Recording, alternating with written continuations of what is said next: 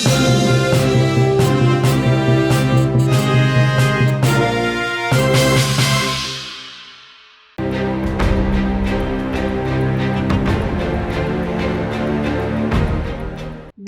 में कल हुए एक हादसे ने सभी को हिलाकर रख दिया।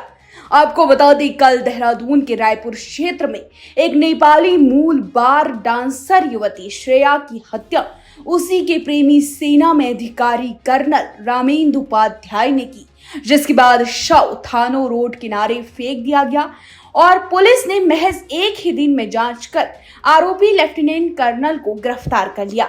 अब आपको बता दें, आज इस मामले में कर्नल की पत्नी को लेकर एक और बड़ा खुलासा हुआ है। दरअसल 5 साल सिलीगुड़ी में पोस्टिंग पूरी करने के बाद जब लेफ्टिनेंट कर्नल उपाध्याय देहरादून आया तो उसकी हरकतें ठीक नहीं थी, जिसके बाद शुरुआत में ही पत्नी को उस पर शक होने लगा था।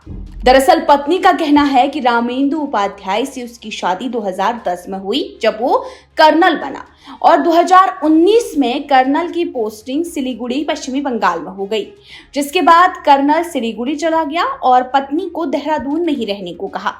सिलीगुड़ी में उसकी पहचान श्रेया से हुई, जो कि वहां पर बार डांसर थी, और गत जुलाई को उसकी पोस्टिंग फिर से देहरादून कैंट में हो गई और वो इससे पहले बाहर किसी भी पोस्टिंग पर अपनी पत्नी को साथ नहीं ले गया, लेकिन जब देहरादून आया तो उसे पत्नी के साथ रहना पड़ा।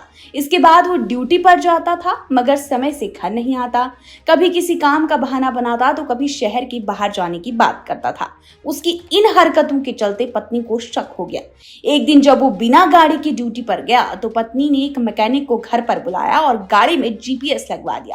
पत्नी ने इस जीपीएस को अपने फोन से कनेक्ट कर लिया था और उस पर सीधे नजर रखने लगी।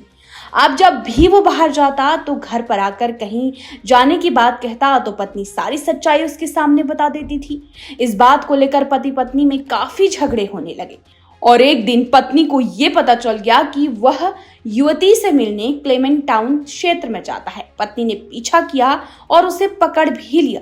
तब कर्नल ने माफी मांगी और मामले को दबाने की कोशिश की, जिसके बाद दोनों के बीच काफी कहासुनी हुई और ये मामला दबने लगा। और इस बीच अब श्रेया लगातार कर्नल को शादी के लिए दबाव बनाती रही और पत्नी भी परेशान करती थी, तो बात ज्यादा बढ़ी। फिर उपाध्याय ने श्रेया को ही ठिकाने लगाने का प्लान बना लिया। उपाध्याय की गिरफ्तारी के बाद से अब पत्नी सदमे में चली गई है। वहीं श्रेया के घर वालों के बारे में अभी तक पुलिस को कोई जानकारी नहीं लगी है। एसएसपी दिलीप कुमार सिंह का कहना है कि इसके लिए पुलिस नेपाली दूतावास से संपर्क कर रही है। दूतावास के माध्यम से ही उसके पते को तस्दीक किया जाएगा। जल्द ही श्रेया के परिजनों को इसकी सूचना दे दी जाएगी।